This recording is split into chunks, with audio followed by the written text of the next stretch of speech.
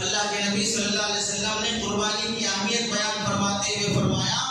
من کان لہ سعۃ، جس کے پاس گنجائش ہے قربانی دینے کی، ولم یضحی، اور اس نے قربانی نہ کی، فلا یقربن مصلانا، وہ ہماری عیدگاہ میں نماز پڑھنے کے لیے قریب بھٹکنا بھی نہیں ہے،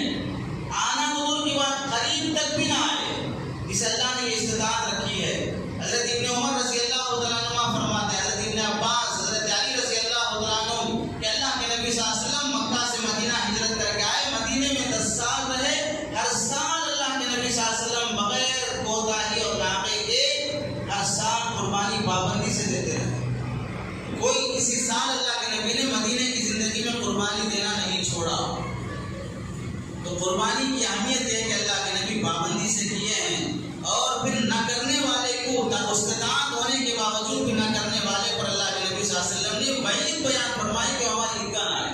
اور کرنے والوں کو اللہ کے نبی نے بشارت دی ہے کہ جو آدمی قربانی کا جانور پالے اور اس کو اللہ کے نام پہ موٹا تازہ کر کے قربان کرے گا تو اللہ تبارک و تعالیٰ اس جانور کے بال کے برابر اسے نیکیاں لکھیں گے،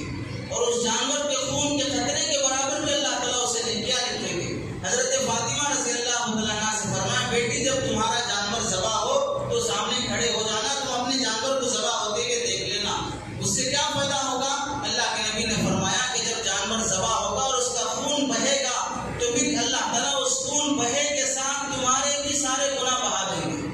تمہارے سارے گناہ اللہ بخش دیں گے۔ حضرت فاطمہ رضی اللہ تعالیٰ عنہ نے پوچھا یا رسول اللہ یہ فضیلت صرف ہمارے لیے یعنی آل رسول کے لیے یہ فضیلت ہے یا تمام مسلمانوں کے لیے ہے؟ اللہ کے نبی صلی اللہ علیہ وسلم نے فرمایا بل لنا وللمسلمین، یہ فضیلت ہمارے لیے بھی ہے اور تمام مسلمانوں کے لیے۔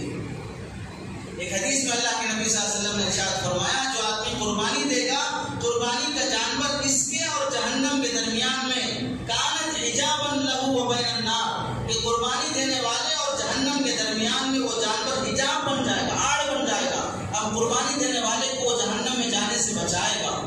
اللہ کے نبی صلی اللہ علیہ وسلم نے ایک حدیث میں فرمایا کہ جس جانور کی قربانی دی جاتی ہے اللہ تبارک و تعالیٰ اس جانور کو کل قیامت کے دن اس قربانی دینے والے کی سواری بنا کر شان سے جنت میں داخل کریں گے۔ 60 سال کی زندگی میں آدمی 40 مرتبہ قربانی دیا ہے تو 40 جانور ہو گئے، تو 40 جانوروں پر ایک آدمی کیسے سوار ہو کے جائے گا؟ قیامت کا حشر کا معاملہ عقل میں سمجھ میں نہیں آتا ہے تو اپنی ناعقلی کا اعتراف کرنا چاہیے۔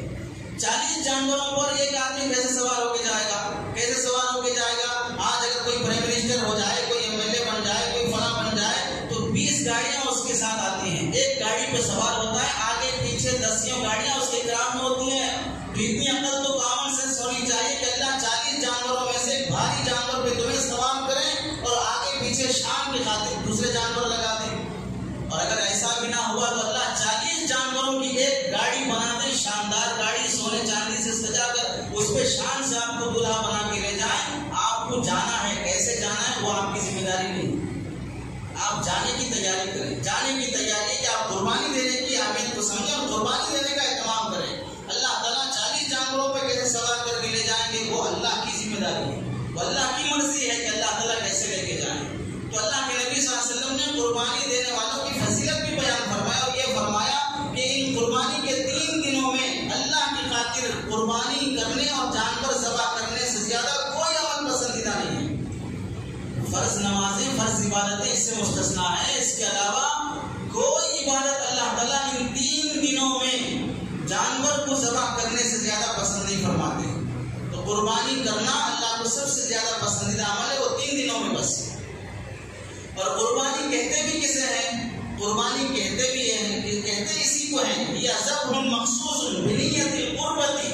فی بنیت القربت، قربت عبادت کی نیت سے مخصوص جانور کو ذبح کرنا، فی وقت مخصوص، مخصوص دنوں میں۔ علامہ شامی نے یہ تعریف لکھی ہے کہ مخصوص دنوں میں مخصوص جانور کا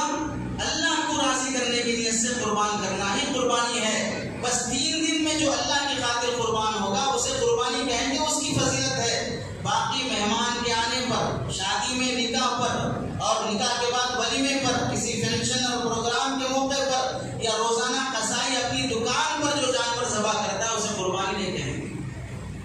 ورنہ سب سے زیادہ ثواب پانے والے تو قصائی لوگ ہوں گے۔ روزانہ کتنے کٹڑے کٹتے ہوں گے، کتنے بیل بکری کٹتے ہوں گے، کتنے مرغی